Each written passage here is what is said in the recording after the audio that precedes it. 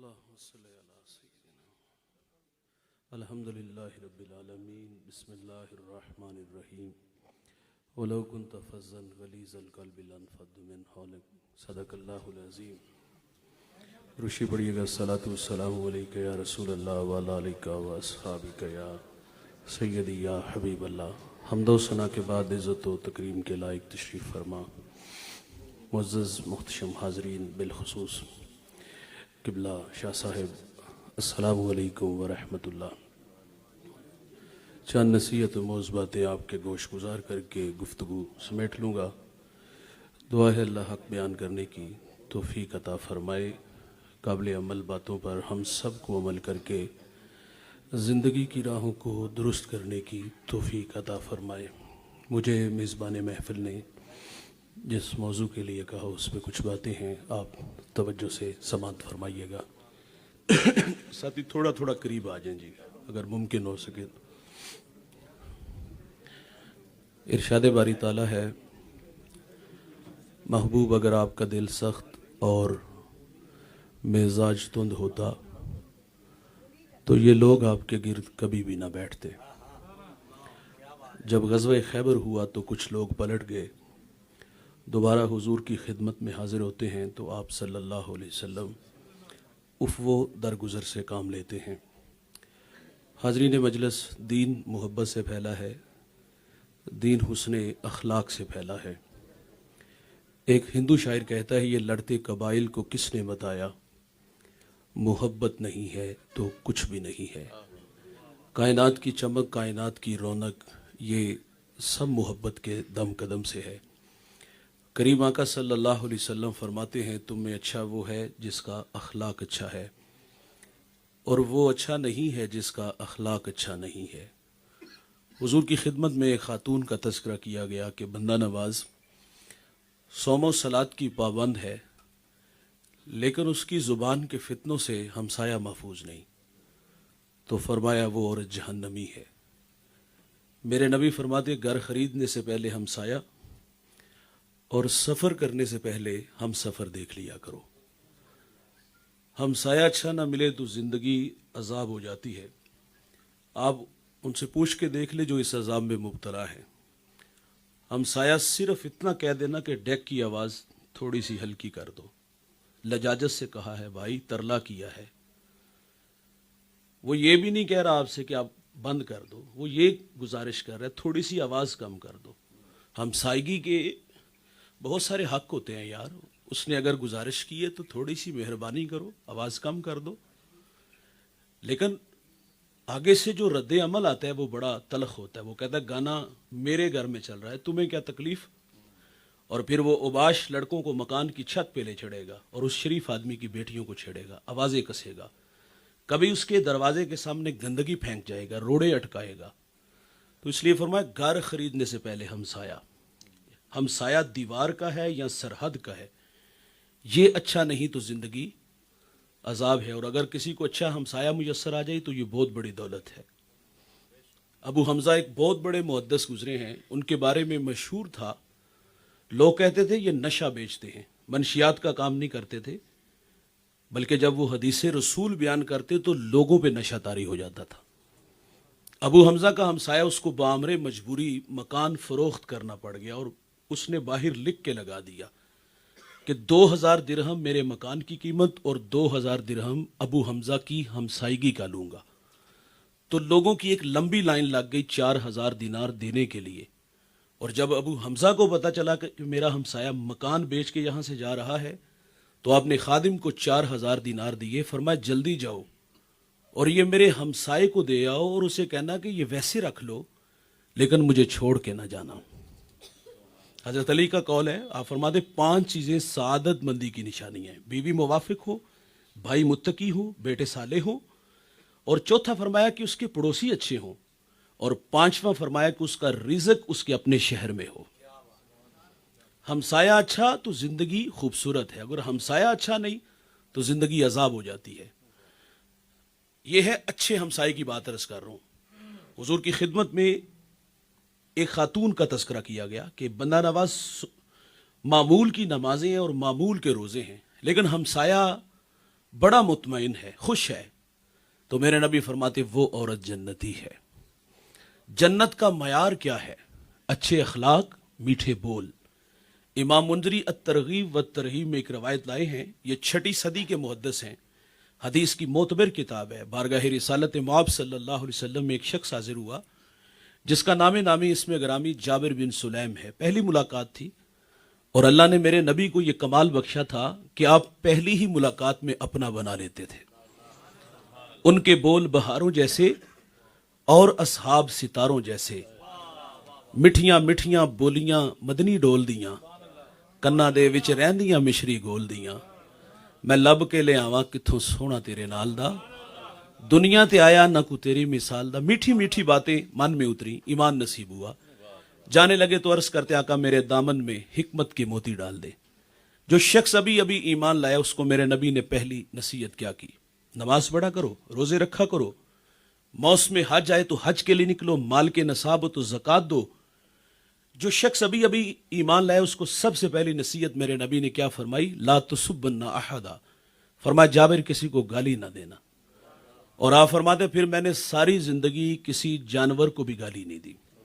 معذرت سے بھائی، ہمارے بچے بولنا سیکھتے ہیں تو گالیاں سیکھتے ہیں۔ جب پہلی بار زبان پہ گالی آئی تو گھر کے بڑے سر پکڑ کے نہیں بیٹھ کے ہماری غفلت کا نتیجہ اور سنجیدہ نہیں ہوئے کہ ہم اپنی زندگی سے گھر سے گالی نکالیں، ہم تو حوصلہ افزائی کرتے ہیں۔ باقاعدہ اس بچے کو چھیڑا جاتا ہے، گالی نہ دے تو تقاضا کیا جاتا ہے کہ جو صبح مجھے گالی دی ذرا دادا ابو کو سناؤ، ذرا بابا کو سناؤ۔ یہ کوئی سنانے والی چیز ہے؟ تقاضا سا زندگی سے گالی نکال دے، لیکن ہم نے حوصلہ افزائی کی۔ اس حوصلہ افزائی کا نتیجہ بڑا بھیانک نکلا۔ جب وہ بڑا ہوا اور بڑا ہو کے ہمیں گالی دیتا ہے نا تو ہم کہتے ہیں ہماری بہو نے اس کو تعویذ ڈال دی ہے۔ اس کا قصور کیا ہے؟ وہ آپ کے گھر میں آ گئی ہے، اور وہ اگر آئی ہے تو اس کو ابھی تو 2 ماہ ہوئے ہیں، 25 سال تو آپ کے زیر تربیت رہا ہے، گالی کا ماحول تو آپ خود فراہم کر رہے ہو، اس میں آنے والی کا قصور کیا ہے بھائی؟ بچہ بڑوں سے سیکھتا ہے، اور گھر کے بڑے جب آپس میں کلام کرتے تو گالی سے کرتے ہیں۔ اگر گالی دو گے تو اس کے نتائج گالی کی صورت میں آئیں گے، بڑے ہو کر بھی گالی دیں گے۔ اور اگر ہمارے گھر کا ماحول قرآن پڑھنے والا ہے، حدیث پڑھنے والا ہے، محمد عربی پہ درود پڑھنے والا ہے، تو اس کے بھی نتائج ہیں۔ حضرت خواجہ قطب الدین بختیار کاکی رحمۃ اللہ علیہ ایک بہت بڑا نام گزرا ہے، اور قطب الدین نے یہ کاکی کے لفظ سے شہرت کیسے پائی؟ یہ ہندی کا لفظ ہے جس کا معنی روٹی ہے۔ سنیے گا، آپ کی والدہ کیا کرتی تھی؟ اپنے بیٹے کو کہتی بیٹا مصلی بچھا، دامن پھیلا اور اپنے رب سے مانگ۔ بیٹا مصلی بچھاتا، دامن پھیلاتا، اور ماں تازہ کھانا بنا کے ساتھ والے کمرے میں رکھتی، اور بیٹا کمرے میں جاتا، کھانا کھاتا، اور کبھی کبھی ماں سے اظہار کرتا کہ ماں اللہ مہربان کتنا ہے، میں اس کے حضور دامن پھیلاتا ہوں تو وہ مجھے تازہ کھانا دیتا ہے۔ ماں خوش ہوتی کہ میرے بیٹے کا رب کے ساتھ توکل کا رشتہ جڑ گیا۔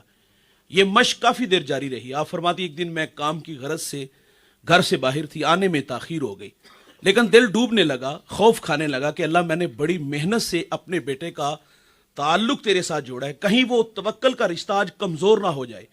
آپ فرماتی میں گھر آئی تو قطب الدین محو استراحت تھا۔ بیدار ہوا تو میں نے پوچھا بیٹا کھانا کھایا؟ کہتے جی ماں جی کھانا کھایا، اور ساتھ ہی کہتے ماں جی جو کھانا آج کھایا پہلے کبھی نہیں کھایا، اور جو مزہ آج آیا ہے پہلے کبھی نہیں آیا۔ یہ مائیں تو رب سے جوڑتی تھی، اور یہ وہی قطب الدین ہے، ماں مدرسے میں بیچتی ہے، استاد کہتا بیٹا پڑھ الحمدللہ رب العالمین۔ ازبر تھا، سیقول السفہاء من الناس، ازبر تھا، 14 پارے سنائے۔ استاد متاثر ہوئے، بیٹا جہاں سے 14 پڑھے بقیہ 16 بھی اسی مدرسے میں اسی استاد سے پڑھ لیتے، تیرے ہجے اچھے ہیں، منزل خوب ہے۔ تو عرض کرتے استاد جی میں نے کسی مدرسے میں کسی استاد سے زانو تلمس طے نہیں کیے۔ تو کہا بیٹا یہ دولت کہاں سے آئی؟ تو عرض کرتے استاد جی میری والدہ 14 پاروں کی حافظہ تھی، میں نے ماں سے سن کے حفظ کر لیے ہیں۔ اور بھائی ماں قرآن پڑھے تو بیٹا قاری قرآن بنتا ہے، ماں دودھ پلائے سونے محمد پہ درود پڑھے تو بیٹا دشت نینوا کو میدان کربلا بنا دیتا ہے۔ بچے بڑوں سے سیکھتے ہیں۔ منصور الوی ایک بہت بڑا رائٹر گزرا ہے، وہ کہتا ہے میں نے ایک بچے سے پوچھا بیٹا تو بڑا ہو کر کیا بنے گا؟ اس نے کہا میں نور الدین زنگی بنوں گا۔ آپ جانتے ہیں نور الدین زنگی کو؟ یہ وہ شخص ہے جس کو حضور خواب میں ملے، میں سو جاؤں یا مصطفیٰ کہتے کہتے، کھلے آنکھ صلی اللہ کہتے کہتے، حضور خواب میں ملے، فرمائے 2 چت قبرے کتے میری طرف بڑھ رہے ہیں، ان کا راستہ روکو۔ اٹھے مصلی پہ بیٹھ کے رونے لگے، اللہ हुजूर के शहर मदीना की खैर हो। मेरे नबी दूसरे दिन फिर ख्वाब में मिले, फरमाया वो मेरी तरफ बढ़ रहे हैं। वुजू किया, मुसल्ले पे बैठ के रोने लगे, अल्लाह हुजूर के शहर मदीना की खैर हो। मेरे नबी तीसरे दिन फिर ख्वाब में मिले, कहा नूरुद्दीन मैंने कहा वो मेरी तरफ बढ़ रहे हैं। अब के बार मुसल्ले पे नहीं, दौड़ लग गई। 20 दिन का सफर 16 दिनों में किया और लब्बैक की सदाएं देते हुए मदीना में दाखिल हुए। और वो शक्लें जो रसूलुल्लाह ने ख्वाब में दिखाई, उन्हें ढूंढा, जो सुरंग के जरिए रोजे रसूल की तरफ बढ़ रहे थे, वहां से निकाला, उनके टुकड़े टुकड़े किए, आग में जला दिया। फिर मदीने की गलियों में चीखे मार मार के कहते, बंदा नवाज ये मेरा एजाज कि इस बड़ी कायनात में आपने मेरा इंतखाब किया। कहा बेटा तू नूरुद्दीन जंगी बनेगा? कहा जी मैं नूरुद्दीन जंगी बनूंगा। कहा शौक कैसे पैदा हुआ? तो वो बच्चा कहते, मां कहती बेटा अगर तू नूरुद्दीन जंगी बनेगा ना, ख्वाब में रसूलुल्लाह तुम्हें अपनी ज़ियारत से मुशर्रफ फरमाएंगे। आप अपनी औलाद को जो सिखाओगे भाई उसके नताइज आएंगे। फरमाया गाली नहीं देना किसी को।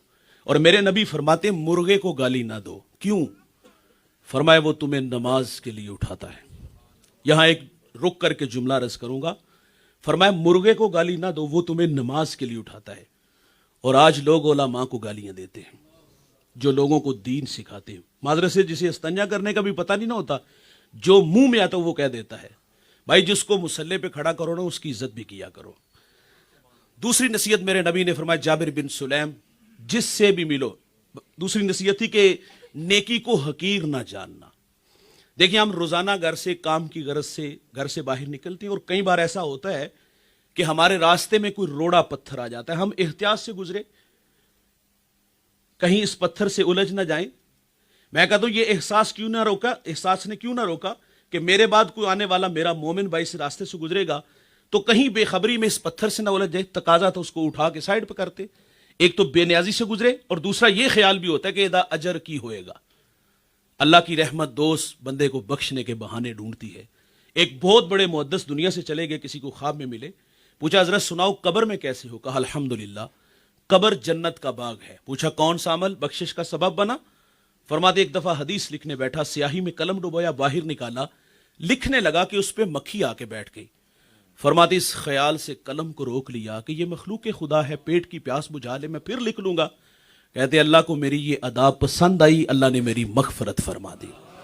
ये बुखारी के लफ्ज है। मेरे नबी फरमाते एक औरत जंगल से गुजर रही थी और उसने एक प्यासे कुत्ते को देखा, किरदार की भली नहीं थी, दिल में रहम पैदा हुआ, मोजा उतारा, पानी भरा, कुत्ते को पिलाया। अल्लाह की रहमत जोश में आ गई। मेरे नबी फरमाते हैं अल्लाह ने उस औरत की मगफरत फरमा दी।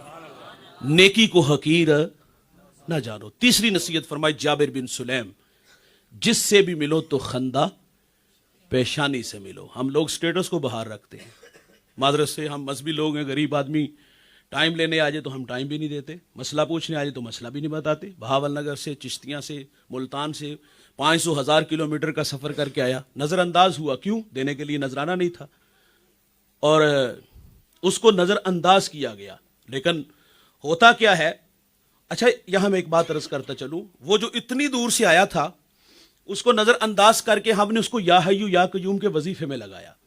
देखिए जब हम किसी के हाथों में हाथ देते हैं ना, तो हमारे शेख हमें बहुत सारे, जाहिर है जब सालिक राह सुलूक में मनाजिल तय करता है तो ये असबाब उसे मिलती है, एक खत्म होता है, दूसरा मिलता है, तीसरा मिलता है। सबक तो वो 1 हफ्ते पहले लेके गया था, वो इतना लंबा सफर करके क्यों आया? किसी ने दिल दुखाया था।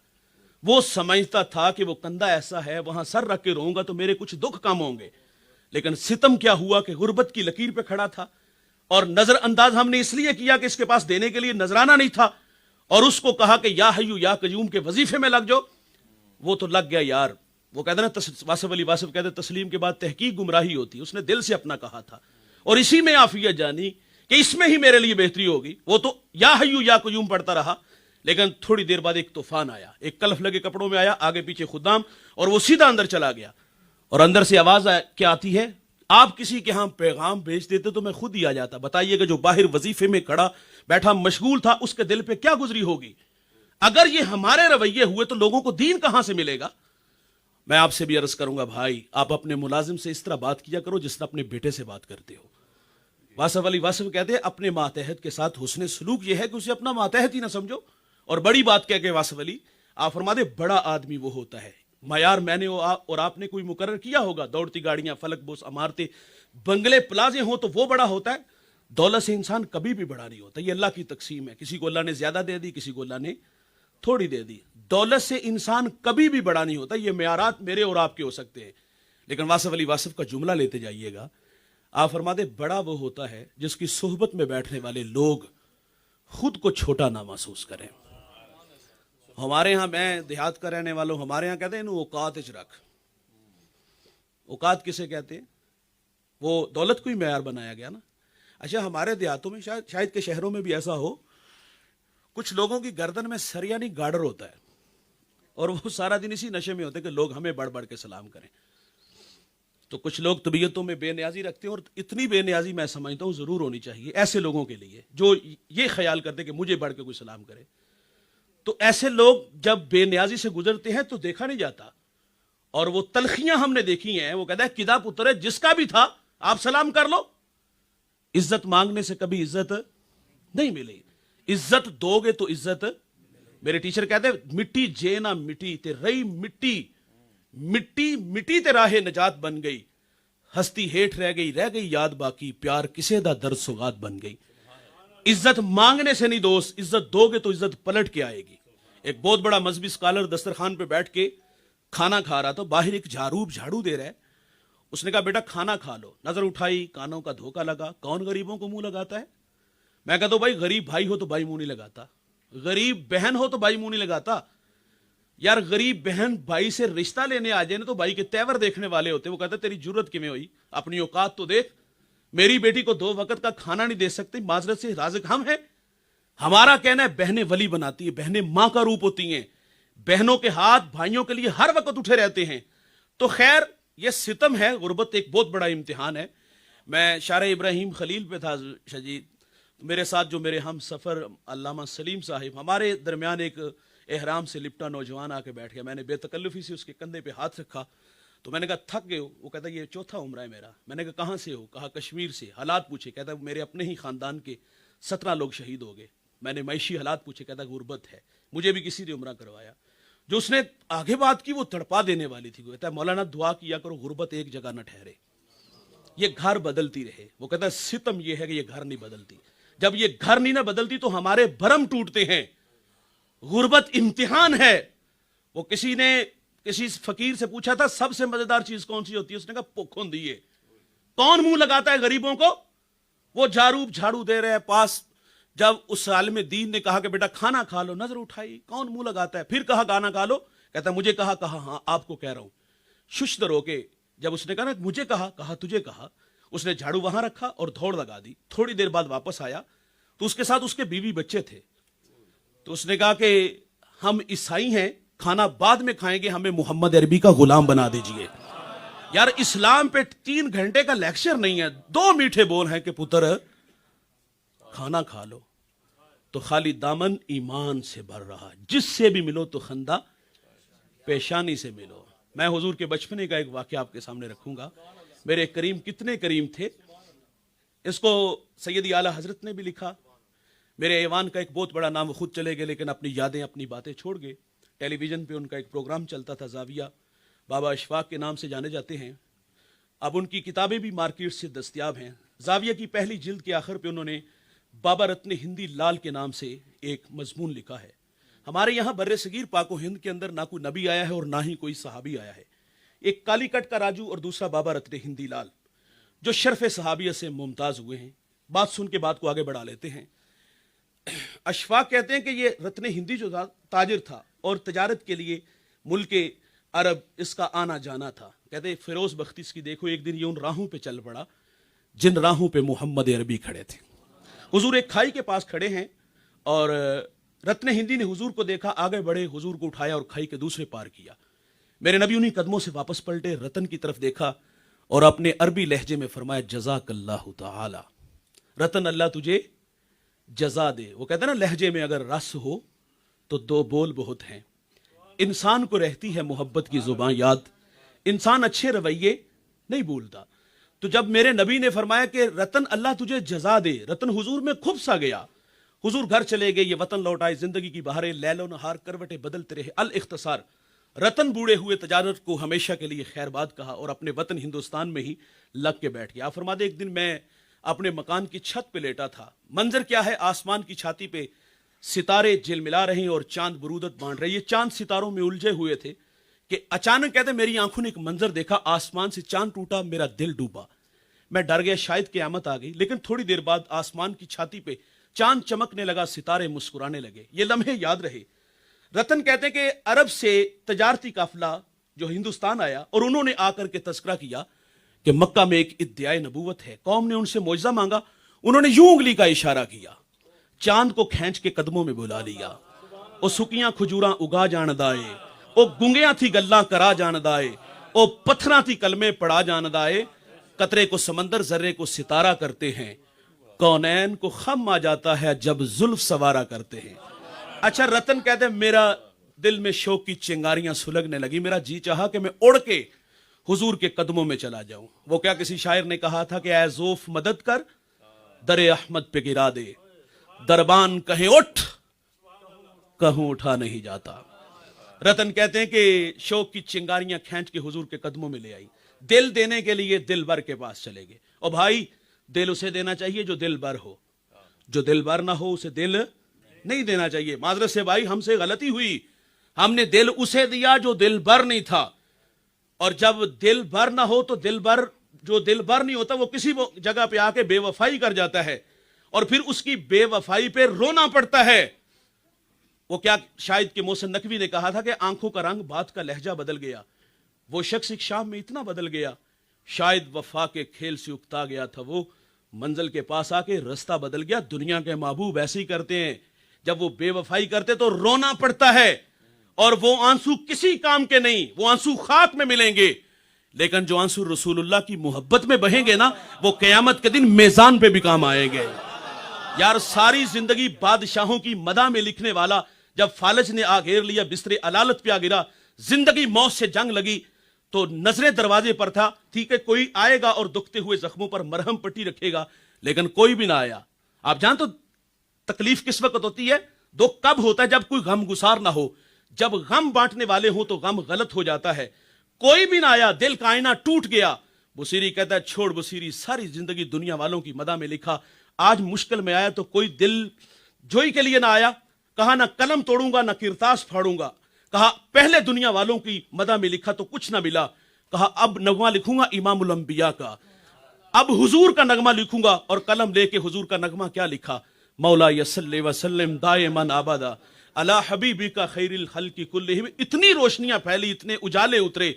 और फिर रतन जो हजरत क्या इमाम बुसीरी नगमा लिखते हैं और आंखें बंद करके क्या कहते हैं? मैं सो जाऊं या मुस्तफा कहते कहते, खुले आंख सल्ले अला कहते कहते नगमा लिखा, सो गए और हुजूर ख्वाब में तशरीफ ले आए।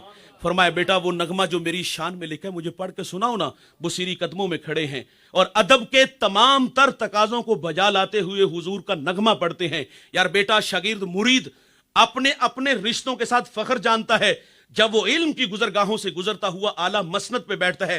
बेटा बाप के कदमों में, शागिर्द उस्ताद के कदमों में, मुरीद शेख के कदमों में। मैंने बड़े बड़े उलमा, बड़े बड़े मशाइख के कदमों में कुरान की बोलियां बोली, ये मेरा फख्र है। लेकिन मैं कहता हूं ये सारे फख्र, ये सारे शरफ, ये सारे एजाज अपनी जगह पे। बुसीरी को देखो यार कहां खड़े हैं, जहां हस्सान बिन साबित खड़े होके मोहम्मद की नाते पढ़ते थे। आज ये एजाज मियल। यार हुजूर झूमते हैं और दस्ते शिफा फेरा। जब हुजूर तशरीफ ले गए, सुबह उठे तो खुशबुओं के काफले भी उतरे थे जो, और हुजूर ने चादर इनाम भी दी थी। और सुबह उठते हैं तो वो सराने मौजूद भी होती है। जवानों दिल उसे दो जो दिल बर हो। रतन दिल देने के लिए दिल बर के पास चले गए। बचपन की मुलाकात थी यार, अब हुजूर जवान हो गए, रतन बूढ़े हो गए। मंजर बड़ा दिल नशीन है। रत्न हिंदी तकरीबन 35-40 साल का तवील जमाना बीत चुका है। रतन को आते हुए मेरे नबी ने देखा और देख करके क्या फरमाया? मोहब्बत से सुनिएगा, उसने क्या कहा? हुजूर ने देख करके क्या फरमाया? अरत्नुन हिंदीयुन, क्या आप रत्ने हिंदी हो? काला नाम, जी मैं रत्ने हिंदी हूं। और साथ कहते आपको किसने बताया? फरमाया जिस अल्लाह ने मुझे नबी बनाया। फरमाया रतन तुझे याद हो कि ना याद हो, एक जमाना था मैं बच्चा था, आप जवान थे, मैं खाई के पास खड़ा था, आपने मुझे दूसरे पार किया था। फरमाया मैं मोहम्मद तुम्हारा ही तो इंतजार कर रहा था। لاؤ مجھے اپنا ہاتھ دو، آج میں تمہیں جہنم کی کھائی سے پار لگاؤں گا۔ گزرے ہوئے بیتے ہوئے ہنسی لمحے یاد آئے، کوئی ملا تھا کسی نے جزاک اللہ کہا تھا، لہجے میں اگر رس ہو تو دو بول بہت ہیں، انسان کو رہتی ہے محبت کی زباں یاد، انسان اچھے رویے نہیں بولتا، جس سے بھی ملو تو خندہ پیشانی سے ملو۔ یار میرے کریم آقا صلی اللہ علیہ وسلم عید کا دن ہے اور عیدگاہ کی طرف تشریف لے جا رہے ہیں، سرے راہ کھلا میدان آیا، بچے عید کی خوشیوں میں مسرور ہیں، کوئی ایک جانب کیا دیکھا کہ ایک بچہ ہے، تن پہ پیرہن پھٹا، آنکھوں میں آنسو، حضور گزرے کے قدم رک گئے، فرمایا بیٹا آپ کیوں رو رہے ہو؟ شاید کہ حضور کو پہچان نہ سکا، عرض کرتے فلاں غزوے میں میرے والد حضور کے ساتھ تھے، شہید ہو گئے، میں یتیم ہو گیا، والدہ بیوہ ہو گئی، ماں نے دوسرا نکاح کیا، ستیلے باپ نے مال پہ قبضہ کیا اور مجھے دھکے دے کے گھر سے نکال دیا۔ حضور فرماتے بیٹا کیا تو اس بات پہ راضی نہیں کہ محمد تیرے باپ لگے، عائشہ تیری ماں لگے، فاطمہ تیری بہن لگے، علی تیرے چچا لگے اور حسن و حسین تیرے بھائی لگے۔ وہ بچہ کہتا ہے یہ رشتے اگر میرے ہیں تو مجھے اور کیا چاہیے؟ میرے نبی اس بچے کو لے کے گھر آئے، کھانا دیا، لباس دیا، انگلی تھامی اور عیدگاہ کی طرف تشریف لے آئے، سرے راہ کھلا میدان آیا تو بچے پھٹی نگاہوں سے دیکھ کے کہتے او بھائی ابھی تو رو رہے تھے، اب فخر سے کہتا ہے بھوکا تھا کھانا ملا، ننگا تھا لباس ملا، یتیم تھا بوجی محمد ملے، عائشہ ماں ملی، فاطمہ بہن ملی، علی چچا، حسن و حسین بھائی ملے۔ وہ کہتا ہے اب بھی میں روں؟ بھائی جان یہ اخلاق ہے، یہ دین ہے۔ امام راضی نے ایک یتیم کو بیان کیا کہ والد دنیا سے چلا گیا، ماں کے تن پہ جو قمیض تھی وہ جگہ جگہ سے پھٹی تھی، ماں سے کہتا ہے ماں اجازت دو چچا سے قمیض لے آؤں، ماں نے کہا تو عرب کی روایت سے واقف نہیں، یہ قمیض نہیں دھکے دیں گے، بچہ تھا الجھا ماں سے محبت میں، کیوں نہیں دے گا، رشتوں کی قدریں سکھانے لگا، ماں نے رخصت دے دی، دستک دی اندر سے چچا نہیں بچے آئے باہر، ان سے باتیں شروع ہوگی، کیا کہا ہوگا چلو باہر کھیلنے، کوئی کل کا پروگرام بنانے گیا تھا، وہ کیا کسی مفکر نے کہا تھا کہ غریب کی جوانی جنگل کا پھول اور سردیوں کی چاندنی یوں ہی بیکار جاتی ہے، غریب کو تو یار جوانی میں بال سنوارنے کا بھی موقع نہیں ملتا، عید والے دن آلو چھولے بیچ رہے ہوتے، غبارے بیچ رہے ہوتے، یہی کہا ہوگا نا کہ تمہاری چچی کے تن پہ قمیض جگہ جگہ سے پھٹی ہے، سوالی بن کے آیا ہوں قمیض دے دو، یہ باتیں ہو رہی ہیں۔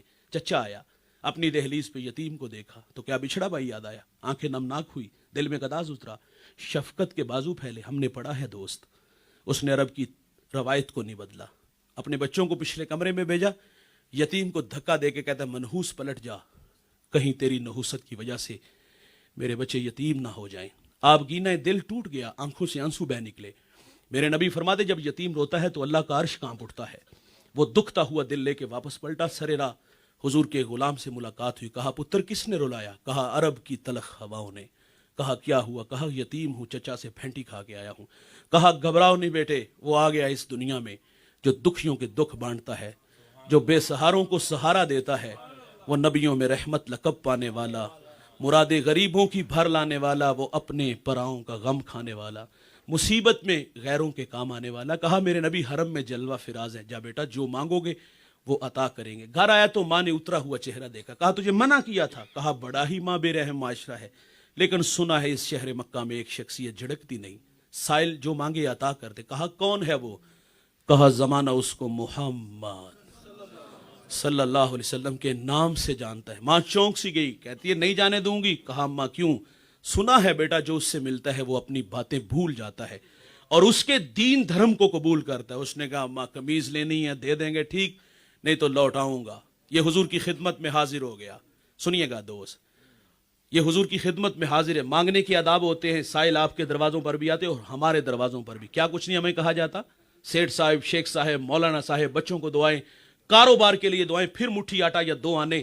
یار کچھ تقاضے تھے اس پہ، یتیمی کا داغ دکھاتا، اپنوں کے رشتے، اپنوں کے تلخ رویے بتاتا، پھر سرے راہ ملنے والے آپ کے غلام کا تذکرہ کرتا، سنا ہے آپ کے بارے میں آپ رحیم بھی ہو، کریم بھی ہو، جو مانگو عطا کر دو۔ اتنا کہنا چاہیے تھا، نہیں کہا اس نے، کہا میں نے آپ کے دین کو قبول نہیں کرنا، میں آپ سے ایک قمیض لینے آیا ہوں، میری ماں کے تن پہ جو قمیض ہے وہ جگہ جگہ سے پھٹی ہوئی ہے۔ حضور ناراض نہیں ہوتے، قمیض کے بٹن کھولتے ہیں، اتارتے ہیں اور اس یتیم کو عطا فرما دیتے ہیں، اور پھر یوں بازو پھیلا کے فرمایا آجو بیٹا میں محمد کے سینے سے لگ جاؤ۔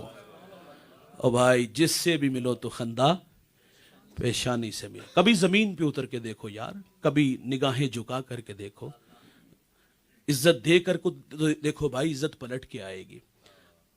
ہمارا کہنا کبھی کبھی ملازم کے ساتھ بیٹھ کے چائے پیا کرو, گپ شپ لگایا کرو, کبھی کبھی اس سے مشورہ مانگا کرو یار. آپ عزت دو گے تو عزت پلٹ کے آئے گی. سائل نبی رحمت صلی اللہ علیہ وسلم نے جابر بن سلیم کو ایک نصیحت یہ بھی فرمائی, جابر کسی کو شرمندہ نہ کرنا, ہم قدم قدم پہ کرتے ہیں. شور سنائی دیا گیا, ایک جم گٹھا تھا, میں بھی وہاں حاضر ہوا. ایک صاحب دوسرے کو رسوا کر رہے تھے, وجہ پوچھی, وہ کہتے اس نے قرض لینا ہے. میں نے کہا یار ایسے زاویے میں سوال کرو کہ اس کی عزت نفس کا خیال رکھو. کچھ لوگوں کی بری عادت ہے کہ وہ قرض لے لیتے ہیں واپس نہیں کرتے. میں نے کہا کتنے پیسے؟ کہتا ہے 150 روپیہ. کیا اوقات ہے اس کی؟ برسر بازار اللہ کے بندے کو ذلیل کر دیا. ہم مسجد میں آئے, مسجد اللہ کا گھر جہاں ہم پیشانی جھکانے آتے ہیں, اور مسجد میں بھی ہم نے تلخ ماحول دیکھا. معذرت سے کہوں گا, بندہ گناہ چھوڑ کے اللہ کے گھر میں آتے ہیں. فطرت میں بھول جانا ہے, گناہ کا ہو جانا ممکن ہے, لیکن گناہ گار کے لیے امتحان بڑے ہوتے ہیں.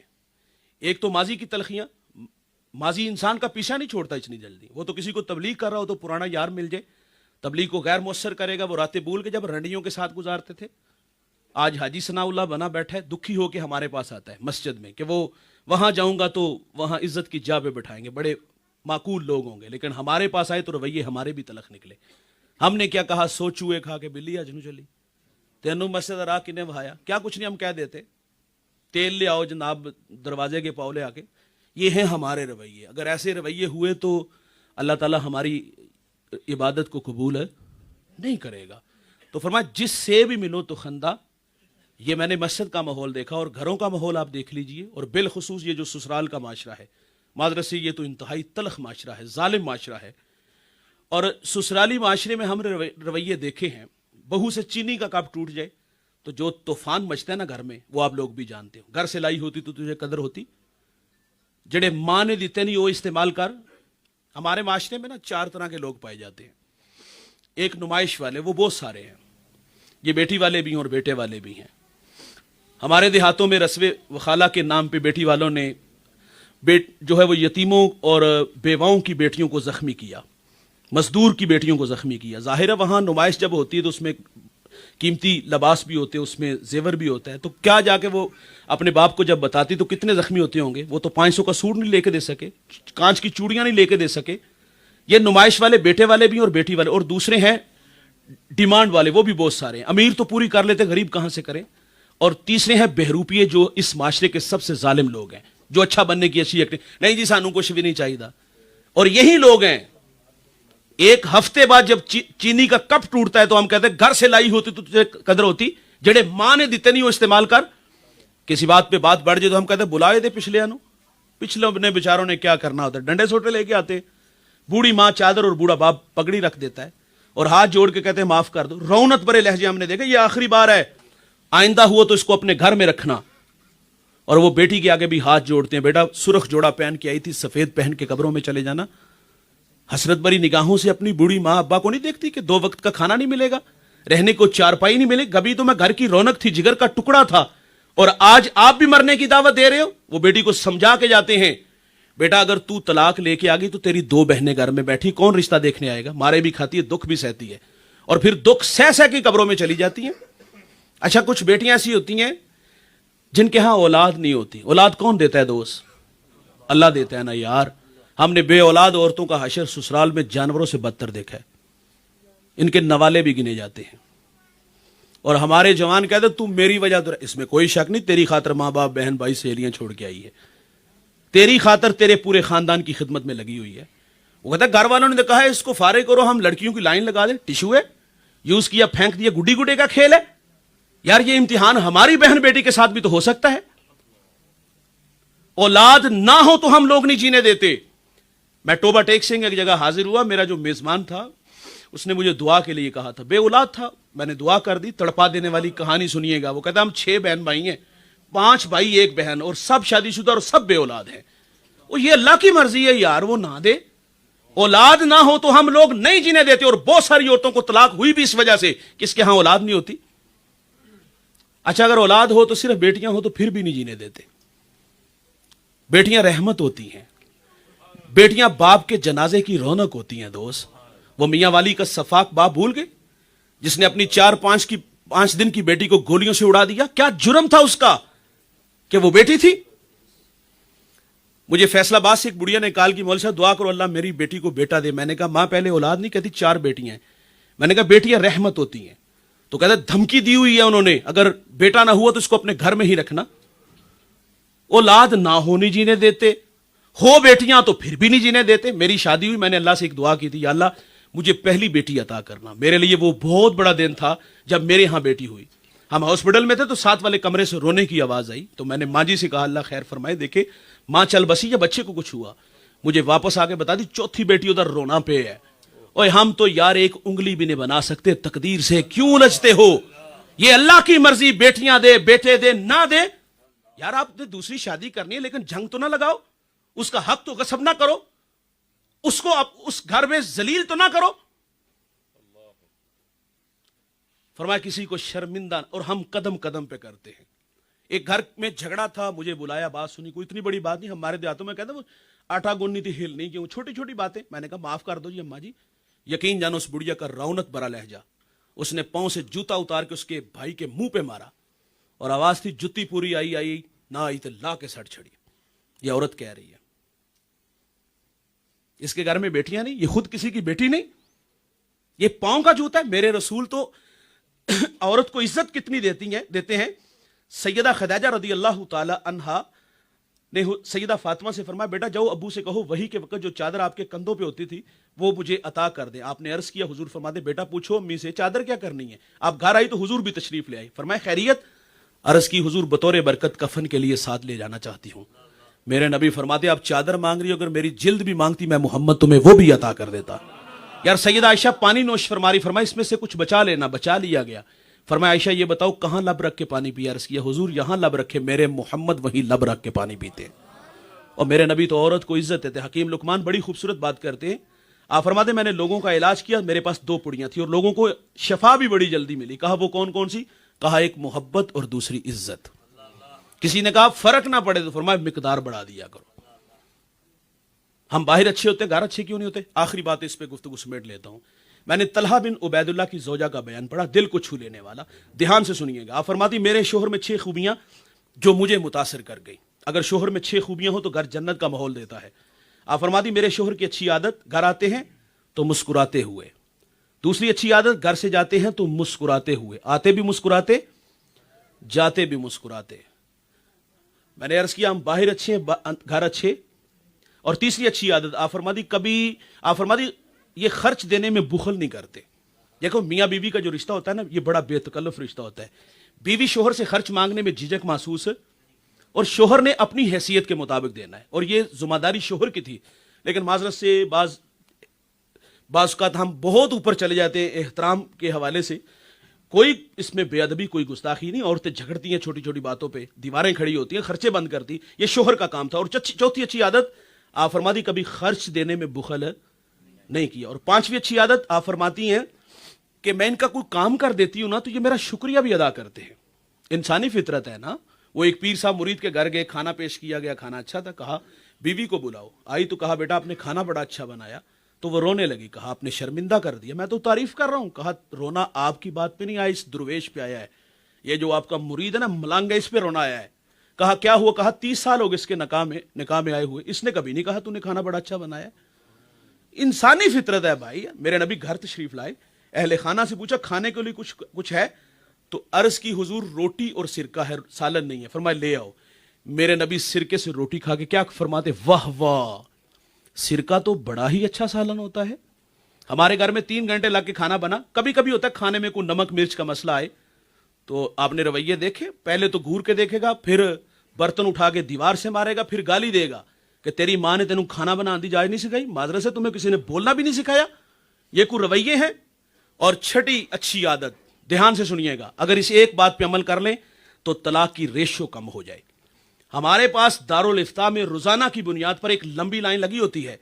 ये तलाक के मसाइल पूछने नहीं आते। मैं साकिब साहब के पास तकरीबन 27 साल हो गए, मुझे एक बंदा भी नहीं आज तक ऐसा मिला कि जिसने तलाक देने से पहले तलाक के मसाइल पूछे हों।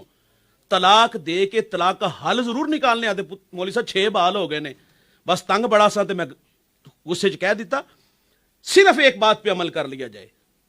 آپ فرماتی میرے شوہر کی اچھی عادت اگر کسی بات پہ تکرار ہو جائے ناراضگی ہو جائے تو یہ مجھے بہت جلد معاف کر دیتے ہیں.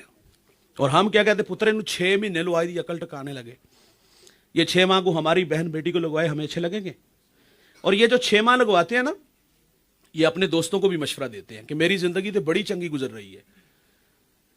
میں کہوں گا ایسے بے وقوف دوست کی باتوں میں نہ آئیے گا. وہ جو 6 ماہ جس کو لگوایا نا اس کی گھر میں 2 بہنیں بھی بیٹھی ہیں. ماں نے سمجھا کے بھیجا تھا کہ پتر تو طلاق لے کے آ گئی تو تیری بہنوں کا نکاح کیسے ہوگا. وہ ایک جانور کے ساتھ زندگی گزار رہی ہے. کبھی دل کے جو ہے وہ کبھی اس کے من میں اتر کر کے دیکھو, اس کے دل کی تلاشی لے کے دیکھو کہ تمہارے لیے کوئی محبت کے جذبات ہے. وہ صرف ماں باپ کی عزت لے کے بیٹھی. فرمایا کسی کو شرمندہ نہ کرو. شرمندہ کرنا یہ اخلاق سے گرے ہوئے رویے ہیں. آج میں عادت سے ہٹ کے تھوڑا سا لمبا شاہ جی بیان کر گیا, معاف فرمائیے گا. میری کوشش ہوتی ہے جب شاہ صاحب ہوں, یہ آپ کے بھی محبوب ہیں اور میرے بھی محبوب ہیں, میں انہیں بڑے شوق سے سنتا ہوں اور آج بھی سنتا, لیکن شاہ صاحب سے میں نے وہ رخصت لے لی. صبح جمعہ ہے تو جمعہ کی مصروفیت. اللہ تعالی ہم سب کو عمل کی توفیق